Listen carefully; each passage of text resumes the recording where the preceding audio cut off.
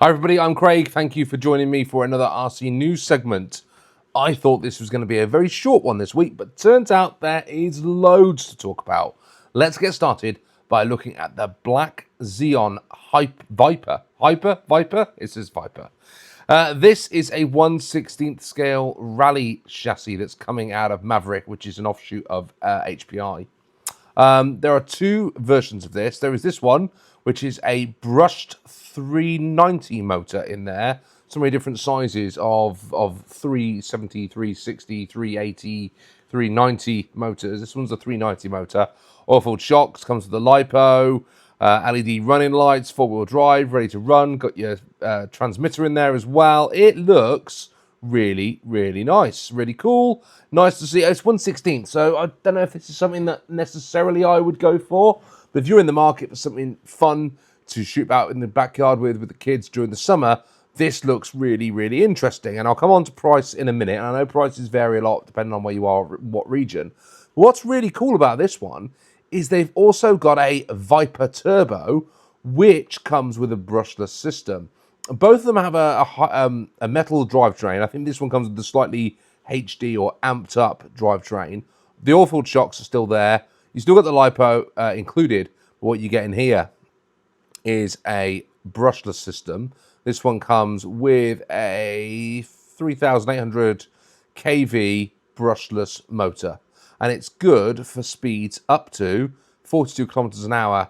But if you stick a 3S LiPo in there, they reckon you can get this up to 55 kilometers an hour. For a 1/16th little rally car, that looks pretty good. Now, what is even better is when it comes to the price. So the only place I could find this at the moment for pre-order is over at radiocontrol.co.uk. I'm sure there are other options depending on what country you're in. But the non-turbo version, just the RX, comes in at £88.99. £89, less than 90 quid for a wicked-looking little rally car, 1/16th rally car to get out in the back garden with. But that brushless one, £119. I thought that, and it comes with a battery. I thought that presents some pretty good value at a little rally car for the backyard. I will be looking very, very closely at where they're available and whether or not I can pick one of those up. Also from HPI or Maverick, we see this one, Black Zeon Might. It is a 1/43 scale, so one of these tiny, tiny, tiny little drift car, which is available. I haven't seen this available for pre-order yet. What caught my eye on this is how cool that body shell looks. A little bit like a Ford Fiesta or a Ford Focus, doesn't it? Comes in two different colors. You've got a red option, which looks like it has some decals that come with it, and the silver one. But it looks really cool. It is ready to run, so you get transmitter in the box with it as well. Looks like you do need some little AA batteries, I think. AA is required for the transmitter. It comes with a rechargeable USB-C charger battery already in the main unit itself. Comes with headlights and taillights. Comes with some track dots. I'm assuming that's something you can drive around. Independent suspension, spring setup, integrated gearbox. How cool is that? Comes with the race tyres as standard, but in the option parts for this, if I come all the way back up to the top and go to wheels and tyres, they do show that there are some drift tyres available to order for it as well. But I've seen these, I've found in one place for pre-order, and they were £35 in the UK, which is great value for money if you're looking for something really small to play about with on the tabletops. Everything seems to be smaller scale this week. This one here is 1rcracing.com, and they've got a 1/12th scale Asphalt late model. Now, this looks like your standard stock car in the US. The chassis is, I think, very, very similar in size to the Kyosho Mini Z series.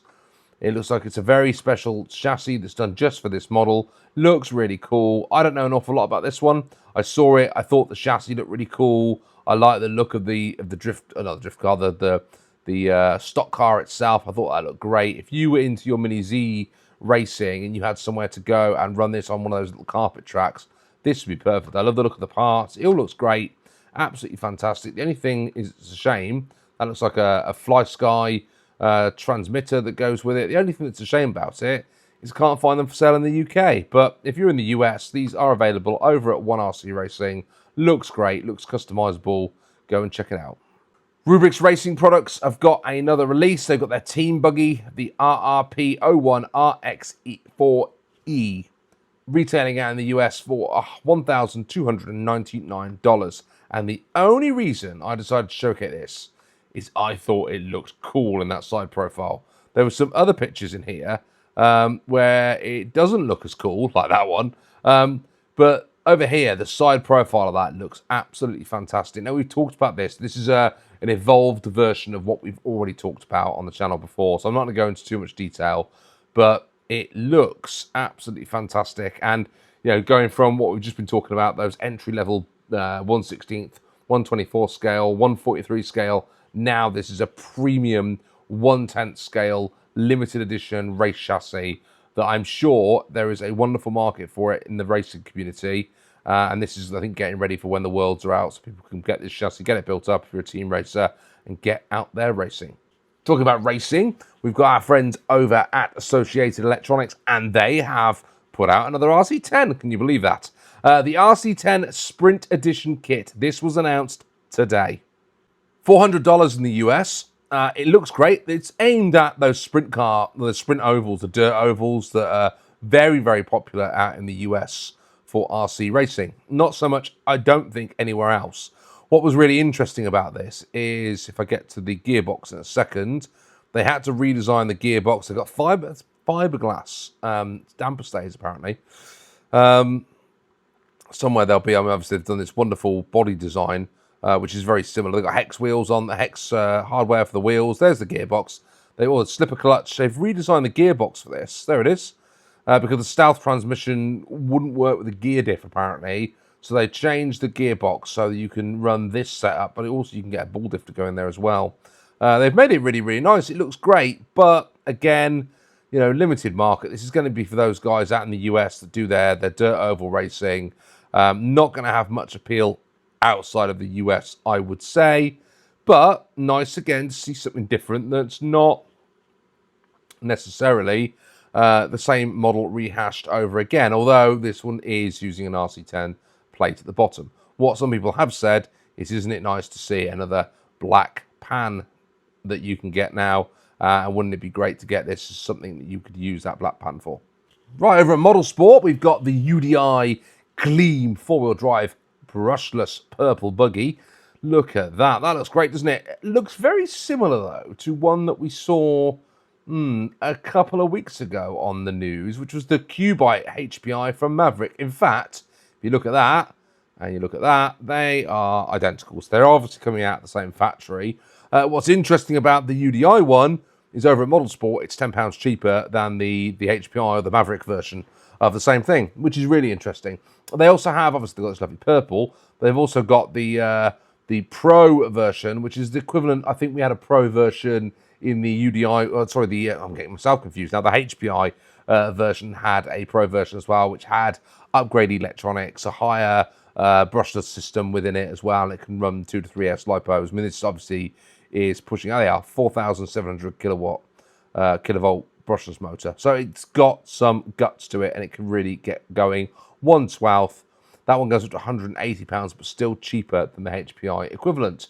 And just like the HPI, they've also got their Sierra short course truck. We looked at the Sierra Pro before, but Model Sport didn't have the Sierra, the regular Sierra, available. They do now have that available for pre-order, £153. Again, more expensive than the HPI Cubite.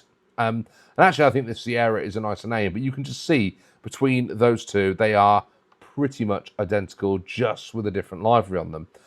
Specs very, very similar.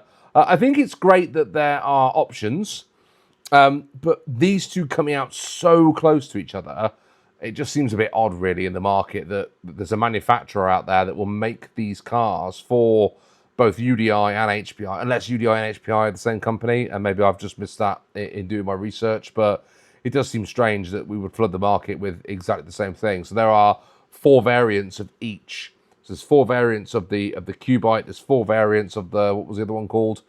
The Cubite Flux, the Buggy. There were, that is the Flux. 4 of each. And then you've got 4 of the Sierra, and you've got 4 of the Gleam. So there's just Loads of these out in the market, but all at a reasonable price point. If you're looking for something ready to run, get your hands on it and get it running out in the back garden. In case you've been in the RC community living on a different planet for the last couple of weeks, we have got the Poor Boy Speedrun Challenge kicking off. I just wanted to use this as an opportunity to say that Phil has put another video out there as the rules part 2. He's clarified with the aid of Mark Bryan and Rob Brennan. He's clarified some of the rules that are going on in some of the classes, just so it becomes really clear for people. And I also believe if you go over to the Poor Boys Facebook group, he's got a printed or a written version of those rules so people can really digest them now and understand what's going on. I would also encourage you, if you are entering and you're new to it this year, go and check out his video on how to film your speedrun challenge. We don't want anyone getting disqualified. And then what's going on with me? Well, I've been quite busy preparing some content. I've got back to doing some building. So coming up in the next couple of weeks, you will see me building up a Citroen DS on the MB01 chassis. If you're a channel member, and channel members give you a shout out now, thanks so much for being channel members. Massive thanks to the other Andy Hall who joined as a member this week.